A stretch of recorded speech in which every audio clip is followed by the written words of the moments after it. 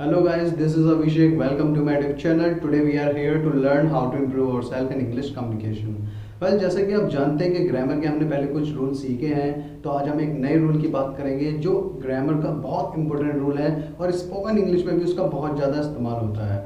बिना इस रूल के आप जानेंगे कि स्पोकन इंग्लिश कितनी मुश्किल है। तो इस रूल को सीखना उतना ही ज़रूरी है जितना आपने पहले रूल्स को सीखे हैं। और कुछ मैं आपको इसमें कुछ ऐसे ट्रिक्स बताऊंगा जिसकी मदद से आप अपनी इंग्लिश को और ज़्यादा इंप्रूव करेंगे और जानेंगे कि इस रूल का यूज़ हमारी रेगुलर लाइफ में कहाँ होता है। जी हाँ, तो आज जो मैं आपके लिए रूल लेकर आया हूँ उसका नाम है प्रेजेंट कंटिन्यूस। तो प्रेजेंट कंटिन्यूस का यूज़ जनरली हम अपनी लाइफ में तब करते हैं जब हम कोई सेंटेंसेस कंटिन्यू फ्लो में बोल रहे होते हैं। लाइक मैं जा रहा हूँ, आई एम गोइंग, तुम खाना खा रहे हो, यू आर ईटिंग फूड, वह क्या कर रहा है, व्हाट इज ही डूइंग, या फिर तुम क्या कर रहे हो, व्हाट आर यू डूइंग। सो इस तरह के सेंटेंसेस प्रेजेंट कंटिन्यूस में आते हैं। Present continuous is one of the most simple rule of English language और इसका यूज भी उतना ही सिंपल है। तो क्या है प्रेजेंट कंटिन्यूस, चलिए शुरू करते हैं। जैसा कि मैंने आपको बताया था, प्रेजेंट कंटिन्यूस बहुत सिंपल रूल में से एक है और उतना ही आसान इसको समझना भी है। तो वो मैं बताऊंगा आपको कैसे। जैसा कि हमने प्रेजेंट इंडेफिनिट में सीखा था सिंगुलर प्लूरल के बारे में, उससे पहले भी रूल्स में हमने सिंगुलर प्लूरल के बारे में जाना था। तो ये भी सिंगुलर प्लूरल पर ही डिपेंड करता है कि आप इसकी हेल्पिंग वर्ब्स जो कि हमने पहले भी पढ़ी हुई हैं उनको किस तरह से यूज़ करते हैं। बस सिंगुलर प्लूरल मैंने यहाँ लिखे हुए हैं, उनकी मदद से आप सेंटेंसेस बना सकते हैं और सेंटेंसेस के सब्जेक्ट को समझ सकते हैं। और अब मैं बात करता हूँ रूल की। प्रेजेंट कंटिन्यूस, प्रेजेंट कंटिन्यूस होता है कंटिन्यू। जैसे देखिए सुनने में वर्ड कंटिन्यू का पता लगता है, लगातार, चीज़ें लगातार जारी हैं। कंटिन्यूस भी उसी चीज़ को डिफाइन करता है।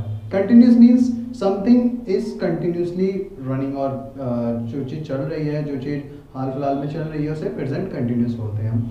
तो इस तरह के सेंटेंसेस के लास्ट में रहा है, रही है, रहे हैं, ये आदि शब्द आते हैं। जैसे मैंने आपको बताया था, वह जा रहा है, वह खाना खा रहा है, तुम टीवी देख रहे हो। इस तरह के जो वर्ड्स किसी भी सेंटेंस के लास्ट में आएंगे तो प्रेजेंट कंटिन्यूस से बिलोंग करेगा। प्रेजेंट कंटिन्यूस के फर्स्ट रूल की तरफ हम बढ़ते हैं, which is one of the most simple rule of that. देखिए फर्स्ट रूल में क्या है, सबसे पहले आपको सब्जेक्ट लिखना है। सब्जेक्ट के बाद आपको इज, आर, एम, ये तीन हेल्पिंग वर्ब हमने पहले भी पढ़ी हैं और आज भी हम पढ़ रहे हैं इनको। Is, are, am. आपको इज सिंगुलर सब्जेक्ट के साथ यूज करना है, आर प्लूरल सब्जेक्ट के साथ यूज करना है और एम केवल आई के साथ यूज होता है। उसके बाद वर्ब की फर्स्ट फॉर्म विद आईएनजी। देखिए पहले हम केवल वर्ब की फर्स्ट फॉर्म यूज कर रहे थे, उसमें एस और ईएस लगा रहे थे प्रेजेंट इंडेफिनिट में। प्रेजेंट कंटिन्यूस में आपको वर्ब की फर्स्ट फॉर्म के साथ आईएनजी वर्ड यूज करना होगा। जैसे गो के साथ आईएनजी लगाएंगे तो गोइंग होता है, रीड के साथ रीडिंग होता है, ईट के साथ ईटिंग होता है। तो इस तरह के वर्ब्स आपको यूज करनी है, लास्ट में ऑब्जेक्ट रहेगा। तो मैं एग्जाम्पल के अकॉर्डिंग आपको समझाता हूँ। पहला एग्जाम्पल है, मैं आज दिल्ली जा रहा हूँ। मैं आज दिल्ली जा रहा हूँ। तो मैं को जैसा आप जानते हैं, मैं को हम आई बोलते हैं और मैंने बताया आई के साथ आपको एम हेल्पिंग वर्ब यूज करनी है। सब्जेक्ट हमने यहाँ क्लियर किया आई, आई के साथ, आई के बाद मतलब सब्जेक्ट के बाद रूल में आपको इज, आर या एम, इन तीनों में से कोई एक हेल्पिंग वर्ब यूज करनी है। तो आई के साथ यूज होती है हेल्पिंग वर्ब एम। आपको यहाँ आई के साथ एम यूज करना है। आई फर्स्ट पर्सन होता है, इसके साथ एम यूज होगा। आई एम जाना, वर्ब। अब देखिए वर्ब मतलब कोई क्रिया, कोई काम देखना है हमें, इसमें काम क्या होना है, जाना। जाने को बोलते हैं हम गो। जब गो के साथ हम आईएनजी वर्ब को पुट करेंगे, जब हम आईएनजी को यूज करेंगे तो वो हो जाएगा going. I am going to, object में जहां भी आप जा रहे हैं, मतलब जो भी आपका बचा कुचा पार्ट होता है सेंटेंस का। I am going to Delhi today. I am going to Delhi today. या फिर अगर आप टुडे स्टार्ट में यूज करते हैं तो उसके बाद आप कॉमा का यूज करेंगे, today I am going to Delhi. Next sentence आता है, बच्चे मैदान में खेल रहे हैं। बच्चे मैदान में खेल रहे हैं, जैसे कि आप जानते हैं बच्चे, we are talking about more than 2 kids.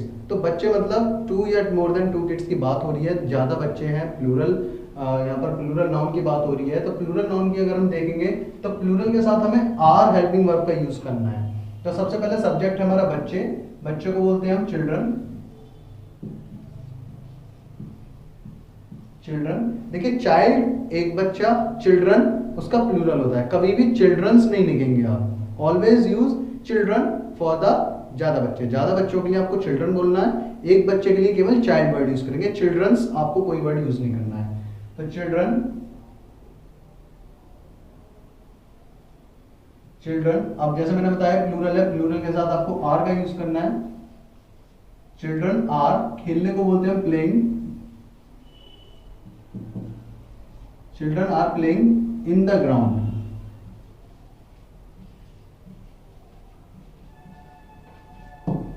Children are playing in the ground. ये हो गया प्लूरल का, ये प्लूरल वाला सेंटेंस है, ये आई वाला सेंटेंस था। अब थर्ड बात करते हैं हम, वह रामायण पढ़ रही है। वह रामायण पढ़ रही है मीन्स सिंगुलर सब्जेक्ट की बात हो रही है, एक लड़की की बात कर रहे हैं, वह रामायण पढ़ रही है। It is a singular pronoun. तो सिंगुलर में जब हम यूज करेंगे इज हेल्पिंग वर्ब को, तो सबसे पहले सब्जेक्ट शी, सब्जेक्ट के बाद आती है इज, आर या एम में से कुछ यूज होगा, तो सिंगुलर के अकॉर्डिंग आपको यहाँ इज यूज करना है। शी इज, पढ़ने को बोलते हैं reading, she is reading Ramayana, मतलब द रामायण,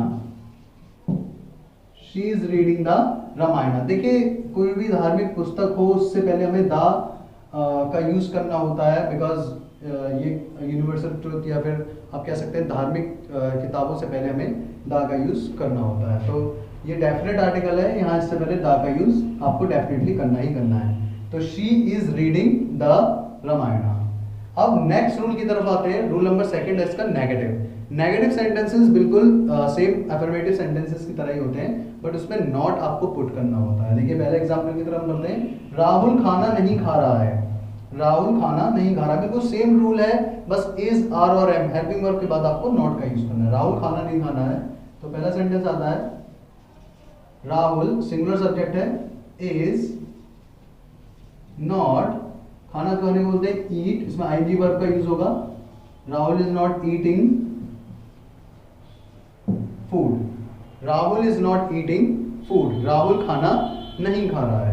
लास्ट सेंटेंस की तरफ हम बढ़ते हैं। वे तुम्हारा इंतजार नहीं कर रहे हैं, वे तुम्हारा इंतजार नहीं कर रहे हैं। We are talking about more people, तो ज्यादा लोग हैं। वे को हम बोलते हैं इंग्लिश में दे, तो दे का यूज होता है प्लूरल टर्म में, तो प्लूरल के साथ आपको आर यूज करना है। They are not waiting for you, they are not waiting for you. तो ये था इसका पॉजिटिव या अफर्मेटिव सेंटेंस, और ये rule number second negative sentence को दर्शाता है। इस तरह के एग्जांपल्स होंगे उसमें, मैं आपको और भी आगे समझाता हूँ। वेल कंटिन्यूस के नेक्स्ट रूल की तरफ हम बढ़ते हैं, जो है rule number third interrogative, and rule number fourth interrogative question words. तो इंट्रोगेटिव और इंट्रोगेटिव क्वेश्चन वर्ड्स के बारे में हम जानेंगे कि इंट्रोगेटिव सेंटेंसेस किस तरह से बनाते हैं, और क्वेश्चन जिसमें क्वेश्चन वर्ड्स वाले सेंटेंसेस होते हैं WH फैमिली वाले, उनको हम किस तरह से बताते हैं। तो जैसे मैंने प्रेजेंट इंडेफिनिट के लेसन में बताया था कि इंट्रोगेटिव जब हम बनाते हैं तो उसकी हेल्पिंग वर्ब पहले यूज होती है, तो सेम यही प्रिंसिपल आपको यहाँ यूज करना है कि इसमें भी हेल्पिंग वर्ब सेंटेंस के स्टार्ट में यूज करनी होगी। और इस बार हेल्पिंग वर्ब क्या है, इज, आर और एम। तो इज, आर, एम से इस बार सेंटेंस स्टार्ट होगा सिंपल इंट्रोगेटिव में, और इंट्रोगेटिव क्वेश्चन वर्ड में क्वेश्चन वर्ड पहले आएगा। तो सिंपल इंट्रोगेटिव की बात करते हैं तो इसमें इज, आर, एम आपको सेंटेंस में पहले यूज करना है। किस तरह से, जब कोई आपसे सिंपल क्वेश्चन पूछेगा, लाइक क्या तुम आगरा जा रहे हो, क्या तुम पढ़ाई कर रहे हो, क्या तुम टीवी देख रहे हो, क्या वह गाना गा रहा है, क्या वह हंस रहा है, तो इस तरह के सेंटेंसेस जो कंटिन्यूस में होंगे और सिंपल क्वेश्चंस पूछे जाएंगे, तो उसमें इज, आर, एम आपको पहले यूज करना है। तो इज, आर, एम जो कि हेल्पिंग वर्ब है, आपको उसको पहले यूज करना है। तो क्या है पहला सेंटेंस, क्या तुम आज घर आ रहे हो, क्या तुम आज घर आ रहे हो। तो सेंटेंस स्टार्ट करते हैं। देखिए क्या, तो इज, आर या एम में से क्या यूज होगा, सबसे पहले हम उसकी बात करते हैं। हम पहले सब्जेक्ट देखते हैं, सब्जेक्ट क्या है। सब्जेक्ट है इसमें तुम, सब्जेक्ट है हमारा तुम। अब तुम हम जानते हैं इसको यू बोलते हैं, यू बिलोंग करता है प्लूरल से, तो प्लूरल के साथ हम यूज करेंगे आर। तो सबसे पहले हमें यूज करना है यहाँ पे आर, फिर आएगा, जब हम इस वाले रूल को यहाँ से क्लियर करेंगे तो सेकंड की तरफ बढ़ते हैं, आता है सब्जेक्ट। तो आर, सब्जेक्ट है हमारा यू, आर यू, यू के बाद first form with ING, are you, आना। इसमें देखिए वर्ब का यूज होना आना, मतलब कमिंग, आर यू कमिंग। कहाँ आ रहा है बंदा, are you coming at home, at home या home, are you coming at home आज के लिए,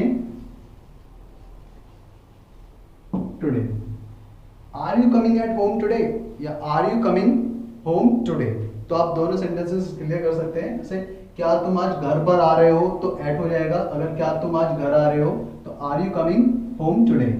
तो मैंने यहाँ एट लिखा छोड़ दिया है, आप इसको चाहें तो इसको रिमूव भी कर सकते हैं। नेक्स्ट सेंटेंस आता है क्या कोई मुझे बुला रहा है। देखिए इस तरह के सेंटेंसेस हम बोलते हैं, like generally we use to say this type of the sentences. क्या मुझे कोई बुला रहा है, लाइक आप कहीं क्लास में हैं, आप या मैदान में हैं and somebody is calling you like that, तो क्या मुझे कोई बुला रहा है। अब ये क्वेश्चन पूछने किसी, तो क्वेश्चन किस तरह से स्टार्ट करेंगे। देखिए यहाँ हम देखेंगे सब्जेक्ट, इसमें हमें सब्जेक्ट कोई भी क्लियर नहीं हो रहा है, तो सब्जेक्ट के तौर पर हम कोई की बात करते हैं।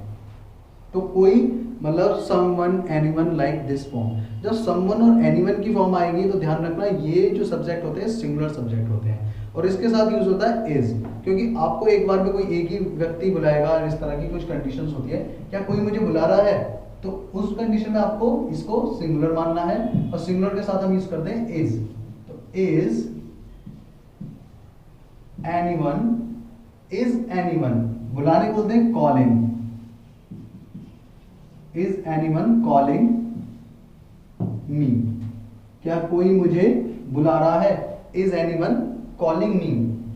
नेक्स्ट सेंटेंस की तरफ अगर हम इसमें ध्यान दें, नेक्स्ट सेंटेंस में, तो इज एनीवन कॉलिंग मी, क्या कोई मुझे बुला रहा है, तो उस कंडीशन में आप ऐसा बोल सकते हैं इज क्या कोई मुझे बुला रहा है, इज एनीवन कॉलिंग मी।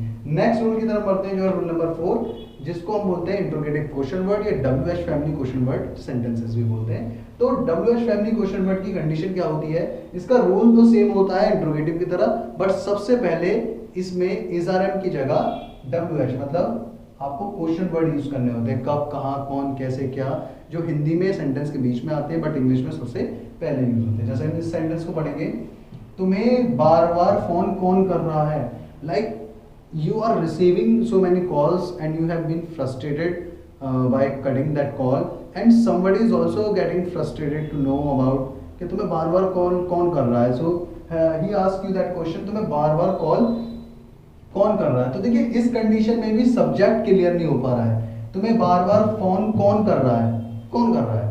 तो in that condition we are generally know कि एक बार में कोई एक व्यक्ति ही आपको कॉल करेगा, तो उस कंडीशन के अकॉर्डिंग हमें यहाँ भी इसका यूज करना है। तो सबसे पहले क्वेश्चन वर्ड, इसमें क्वेश्चन वर्ड देखेंगे तो आता है हमारा कौन।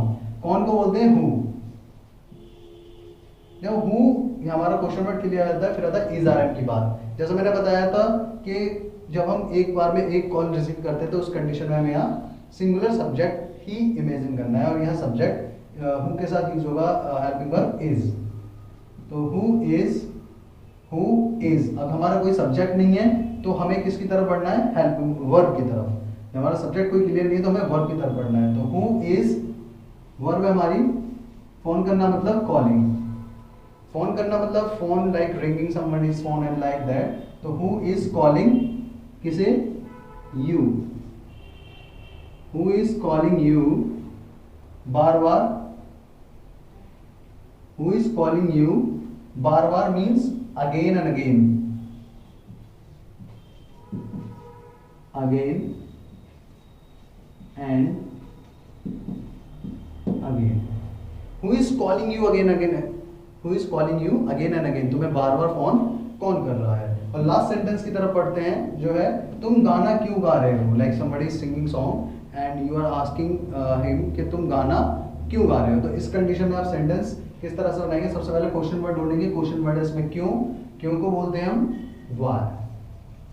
अब देखिए क्वेश्चन किससे पूछा जा रहा है, तुमसे, तो तुम हमारा सब्जेक्ट हो गया, तुम गाना क्यों गा रहे हो, तो व्हाई तुम हमारा सब्जेक्ट होगा, यू के साथ यूज करते हैं हम हेल्पिंग वर्ब आर। तो व्हाई आर यू, गाना गाने को बोलते हैं हम singing, why are you singing song, तुम गाना क्यों गा रहे हो। ये था हमारा इंट्रोगेटिव और इंट्रोगेटिव क्वेश्चन वर्ड। अब मैं आपको बताता हूं कि एक सेंटेंसेस से आप 5 या 6 सेंटेंसेस कैसे बना सकें। जैसे हमने आज जाना प्रेजेंट कंटिन्यूस के बारे में, और उससे रिलेटेड हमने 4 रूल भी सीखे, अफर्मेटिव, नेगेटिव, इंट्रोगेटिव और इंट्रोगेटिव क्वेश्चन वर्ड। तो आज हम उससे ही सीखे हुए सेंटेंसेस बनाएंगे और उसी रूल के अकॉर्डिंग हम इन सेंटेंसेस को ट्रांसलेट करेंगे। तो ये ट्रिक जो मैं आपको बता रहा हूँ इसमें क्या है कि आप एक सेंटेंस लिखेंगे अपनी नोटबुक में, और उसे लिखने के बाद उस सेंटेंस को 5 या 6 तरीके से ट्रांसलेट करेंगे according to present continuous only. तो प्रेजेंट कंटिन्यूस में ही आप 5 या 6 तरीके से उसे ट्रांसलेट कर सकते हैं, like affirmative, negative, interrogative, interrogative का नेगेटिव, क्वेश्चन वर्ड और क्वेश्चन वर्ड का भी नेगेटिव। तो मैं आपको बताता हूँ किस तरह से वो करना है आपको।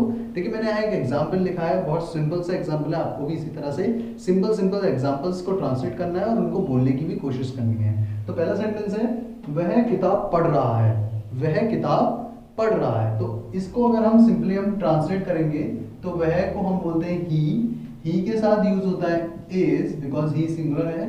ही इज रीडिंग, पढ़ने को बोलते हैं हम रीडिंग, ही इज रीडिंग, और वो क्या पढ़ रहा है, book. He is reading book, वह किताब पढ़ रहा है। अब मैं इसी सेंटेंस का एक नेगेटिव सेंटेंस बनाऊंगा, ही, वही सिंपल सेंटेंस रहेगा, is not reading book, he is not reading book. अब हम इसी सेंटेंस का एक इंट्रोगेटिव बताते हैं, जैसे कि हमने बताया था इंट्रोगेटिव में हेल्पिंग वर्ब पहले आ जाती है। तो देखिए इसमें आपको ज्यादा कुछ करने की जरूरत नहीं है, इस ट्रिक का सबसे अच्छा यही एक तरीका है, इस ट्रिक का सबसे अच्छा फायदा यही है कि आपको ज्यादा रूल्स को छानने की जरूरत नहीं पड़ेगी, बस हेल्पिंग वर्ब को आगे पीछे करना है। देखिए जैसे कि मैंने बताया कि हेल्पिंग वर्ब पहले यूज होती है और हेल्पिंग वर्ब हमारे पहले सेंटेंस में इज, तो इज हमको सेंटेंस में पहले यूज करना है, लाइक इज। अब हम पहले सेंटेंस की तरफ देखेंगे, is he reading, is he reading book, is he reading book, क्या वह किताब पढ़ रहा है, इज ही रीडिंग बुक। तो आप सिंपली इस तरह से क्वेश्चन पूछ सकते हैं। अगर ही की जगह यू होता तो यहां हो जाता आर यू रीडिंग बुक, तो सेंटेंस क्वेश्चन वर्ड बनता है। नेक्स्ट आता है, मतलब सिंपल क्वेश्चन पूछा जाता है उसमें इंट्रोगेटिव। अब हम इसी का नेगेटिव बनाते हैं, इंट्रोगेटिव का ही अगर हम नेगेटिव बनाए तो क्या होगा, is he not reading, is he not reading book, is he not reading book, क्या वह किताब नहीं पढ़ रहा है। तो ये हो गया इंट्रोगेटिव का नेगेटिव। अब हम बात करते हैं क्वेश्चन वर्ड की। तो क्वेश्चन वर्ड में आप कोई भी क्वेश्चन वर्ड सोच सकते हैं रिलेटेड टू सेंटेंस, जो सेंटेंस पर सूट करे। जैसे मैं एक सेंटेंस सोचता हूँ कि वह कौन सी किताब पढ़ रहा है, वह कौन सी किताब पढ़ रहा है, like you are very much curious to know about that which book he is reading and all.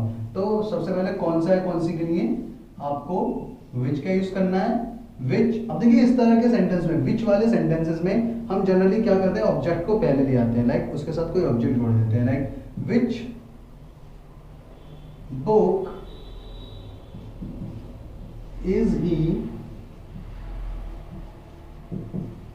Reading, which book is he reading, वह कौन सी किताब पढ़ रहा है। इसी तरह से in which class you are studying, तुम कौन सी क्लास में पढ़ रहे हो। तो ये विच वाले जो सेंटेंसेस होते हैं इनमें क्या होता है कि आपको ऑब्जेक्ट विच के साथ ही जनरली यूज करना होता है। नेक्स्ट हम इसी का अगर हम नेगेटिव ट्रांसलेट करें कुछ, कि वह किताब क्यों नहीं पढ़ रहा है, तो क्यों के लिए सबसे पहले हम यूज करते हैं वाई, फिर सेंटेंस सिंपल हो जाएगा, why is he not reading book, why is he not reading book. देखिए इसी तरह से आप एक सेंटेंस के 6 सेंटेंसेस 7 सेंटेंसेस बना सकते हैं, उनके चेंजेस कर करके। कुछ नहीं करना आपको, अफर्मेटिव, नेगेटिव, इंट्रोगेटिव, इंट्रोगेटिव का नेगेटिव बनाना है, क्वेश्चन वर्ड और क्वेश्चन वर्ड का भी नेगेटिव। जब हम ये 6 सेंटेंसेस बनाएंगे एक सेंटेंस के, तो इससे आपको फायदा क्या होगा, सबसे पहले जो आपका रूल है वो आपको क्लियर हो जाएगा। सेकेंड थिंग, जो वर्ब है जो आपको याद करनी पड़ेगी, बट उसको आपको याद रखने की जरूरत नहीं पड़ेगी, क्योंकि वो आपकी लैंग्वेज बन जाएगी, वो आपकी लैंग्वेज पर, वो आपकी जुबान पर अपने आप फिट हो जाएगी। तो आपको वो वर्ब याद रखने की ज़्यादा जरूरत भी नहीं पड़ेगी, तो ऑटोमेटिकली आप जब भी बोलेंगे तो वर्ड आपकी जुबान पर आ जाएगी। तो नेक्स्ट और एक और फायदा इसका ये होगा कि आपको कभी भी प्रॉब्लम नहीं होगी सेंटेंसेस को ट्रांसलेट करने में, क्योंकि सारे रूल्स आपकी फिंगर टिप्स पे होंगे और आप एक एक रूल को आसानी से सोचकर और अपने सेंटेंसेस बना सकते हैं। और अगर फ्लुएंट इंग्लिश की बात करें तो जब आप बोलेंगे तो आप जानेंगे कि आप ज़्यादातर ग्रामर ही यूज़ कर रहे हैं अपनी इंग्लिश में, और जब आप इन टर्म्स को यूज़ करेंगे तो बाकी के सभी सेंटेंसेस भी सिंपल होते चले आएंगे। इस तरह के सेंटेंसेस लिखकर उनको ट्रांसलेट करने की कोशिश कीजिए और प्रैक्टिस करते रहिए, जिससे आपको ज़्यादा से ज़्यादा वर्ब्स याद हो, और वर्ब्स याद होंगी तो आप ज़्यादा से ज़्यादा सेंटेंसेस बना पाएंगे और लोगों को समझ पाएंगे। For more videos and more lessons keep watching our channel, keep learning English. और अधिक वीडियोज़ के लिए हमारे चैनल को देखते रहिए और इंग्लिश सीखते रहिए। और हाँ, सब्सक्राइब करना बिल्कुल ना भूलिए। So see you guys in next video. Bye bye.